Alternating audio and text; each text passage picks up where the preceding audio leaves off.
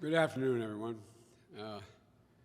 Kamala and I are here to make a brief statement, and I'm sure we'll have more to say later, and either tonight or tomorrow. But let me begin by thanking the press for being here and thanking everyone else. My fellow Americans, yesterday once again proved that democracy is the heartbeat of this nation, just as it has been the heartbeat of this nation for 2 centuries. And even in the face of a pandemic, more Americans voted this election than ever before in American history. Over 150 million people cast their votes. I think that's just extraordinary. And if we had any doubts, we shouldn't have any longer about a government of, by, and for the people. It's very much alive in America. Here, the people rule. Power can't be taken or asserted. It flows from the people, and it's their will that determines who will be the President of the United States, and their will alone.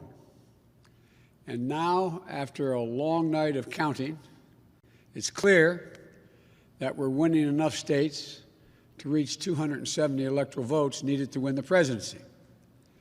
I'm not here to declare that we've won, but I am here to report that when the count is finished, we believe we will be the winners. With all the votes counted, we have won Wisconsin by 20,000 votes, virtually the same margin that President Trump won that state 4 years ago. In Michigan, we lead by over 35,000 votes, and it's growing. A substantially bigger margin than President Trump won Michigan in 2016. Michigan will complete its vote soon, maybe as early as today. And I feel very good about Pennsylvania. Virtually all the remaining ballots to be counted were cast by mail. And we've been winning 78% of the votes by mail in Pennsylvania. We've flipped Arizona and the 2nd District of Nebraska. Of special significance to me is that we've won with the majority of the American people. And every indication is that that majority will grow. We have a popular vote lead of nearly 3 million votes, and every indication is that will grow as well. Indeed, Senator Harris and I are on track to win more votes than any ticket in the history of this country that ever won the presidency and vice presidency. Over 70 million votes. I'm very proud of our campaign. Only 3 presidential campaigns in the past have defeated an incumbent president. When it's finished, God willing, we'll be the 4th. This is a major achievement. This is a major achievement.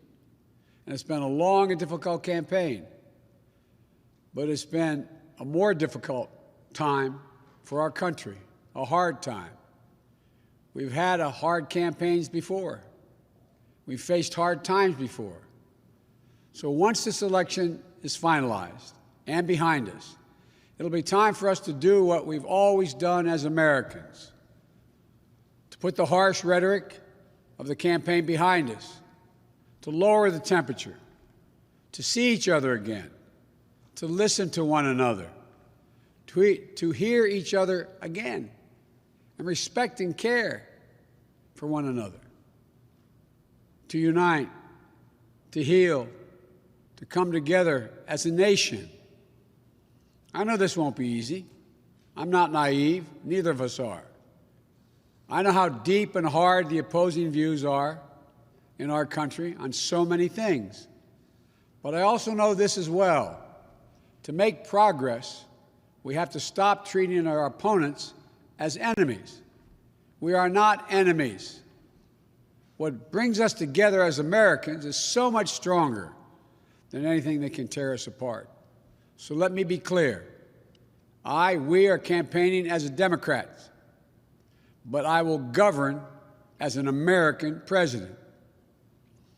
The presidency itself is not a partisan institution. It's the one office in this nation that represents everyone. And it demands a duty of care for all Americans.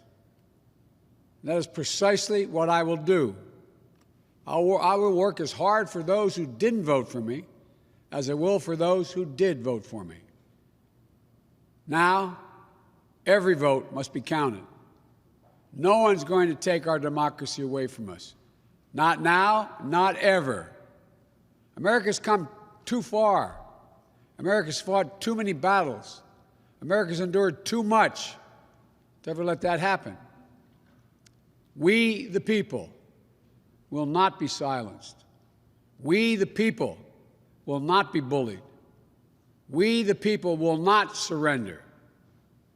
My friends, I'm confident we'll emerge victorious. But this will not be my victory alone or our victory alone. It'll be a victory for the American people, for our democracy, for America. And there will be no blue states and red states when we win, just the United States of America. God bless you all, and may God protect our troops.